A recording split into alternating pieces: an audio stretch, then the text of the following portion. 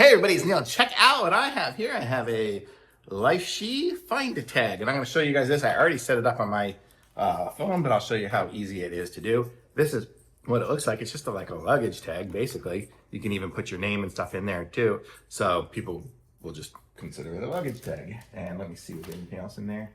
There's the little string here that you put through it to put through your luggage, right? So if you've done a luggage tag, you get the idea how this works. Okay, I don't know. I did it the wrong way. It goes this way. Okay. So we can just close it up. And it's got the little button on there so we can do it to the phone. And somebody stole my phone. No.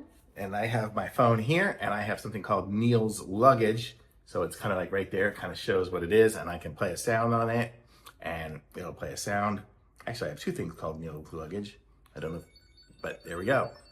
So we can do that. We can find it and do everything just like you do with a normal AirTag. So how cool is that? So this is it here. This is that one there, the Find It tag, and it's gonna go on my luggage, and I'll be able to find it.